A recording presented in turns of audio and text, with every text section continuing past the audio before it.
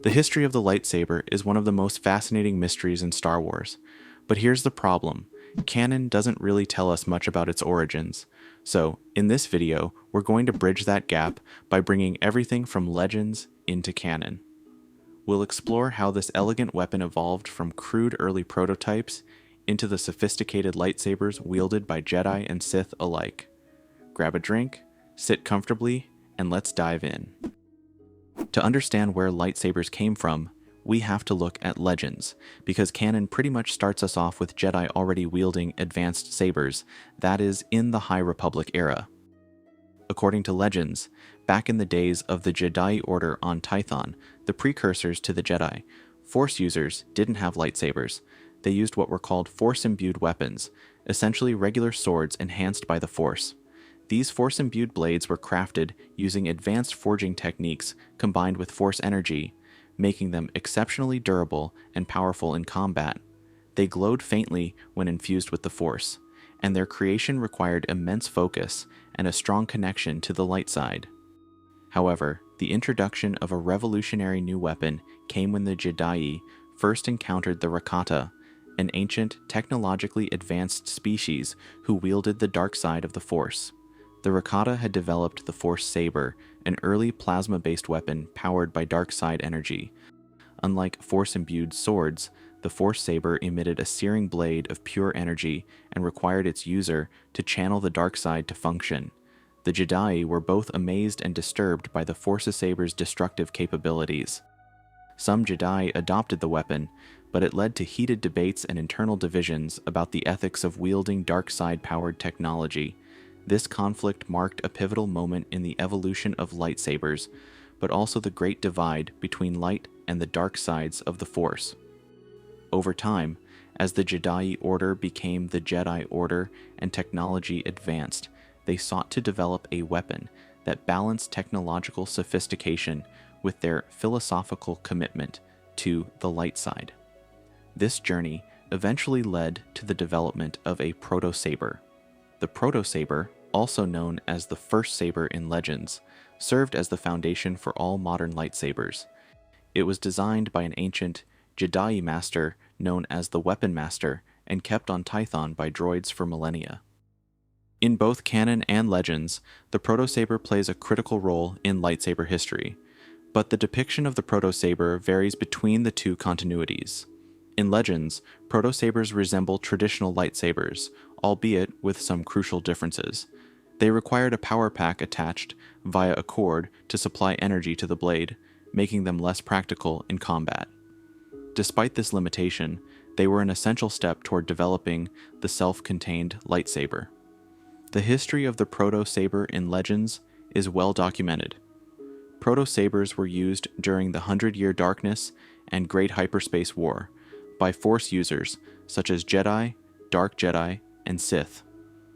During these conflicts, they were used against various Force weapons and exotic weapons such as those made of Mandalorian iron, known as Beskar. Throughout the years, Jedi and Sith engineers alike sought to eliminate the cumbersome power pack and improve energy efficiency. Quite interestingly, the Legends timeline seems to attribute the advancement in lightsaber technology primarily to the Sith.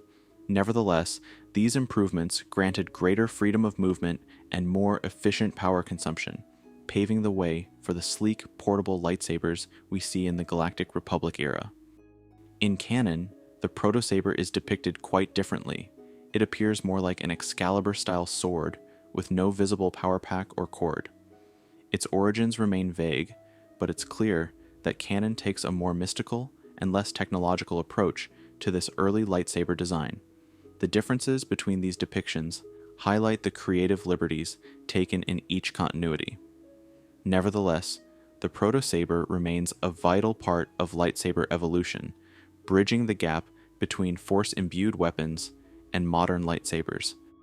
After the Proto-saber era, lightsabers continued to evolve into various forms and designs, shaped by technological advancements and the needs of their wielders. As we approach the era of the Galactic Republic, the distinctions between legends and canon begin to blur.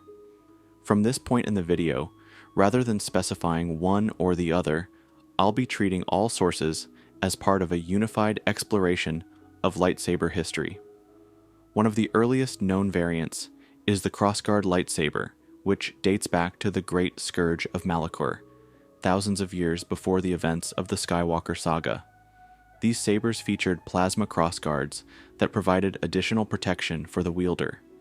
Kylo Ren's modern crossguard saber was built on similar principles, but his version used lateral vents to compensate for his cracked kyber crystal, giving it an unstable, flickering blade. Another ancient design is the Darksaber, crafted by Tere Vizsla, the first Mandalorian Jedi. Created 1,000 years before the rise of the Empire, the Darksaber is unique in both shape and function, featuring a flat, black blade that hums differently from traditional sabers. Passed down through generations, it became a symbol of Mandalorian leadership. Darth Maul's double-bladed lightsaber, inspired by ancient designs of Sith Lord Exar Kun, allowed for an aggressive and acrobatic fighting style. These weapons were ideal for combatants who preferred overwhelming offense. Some Jedi throughout the generations have used double-bladed lightsabers, which I find quite interesting, since the Jedi used the Force only for defense, never for offense. This really shows that the Jedi sometimes diverged from the Jedi Code, which slowly led to the downfall of the Jedi Order and the rise of the Galactic Empire. A multitude of other designs exist, such as the curved hilt lightsaber wielded by Count Dooku, the Shoto saber used by Ahsoka Tano, and the light whip, used by Vernestra in Canon and Lady Lumia in Legends. Another notable variant is the dual-phase lightsaber, which could instantly shift blade length, catching opponents off guard. These creative designs highlight how lightsabers have always evolved to match the needs and personalities of their wielders, whether Jedi, Sith, or other Force-sensitive beings. Lightsabers have gone through an incredible evolution, from simple Force-imbued swords to the highly specialized weapons used by Jedi and Sith. But while we've explored their design changes, we haven't touched on the deeper aspects of lightsaber technology, things like kyber crystal attunement, blade stability, and even how the color of a lightsaber is determined. In a future video, I'll be diving into the science and mechanics of lightsabers in both canon and legends. So, if you want to learn more about how these weapons actually work, be sure to stay tuned. If you liked the video, please press the like button and subscribe.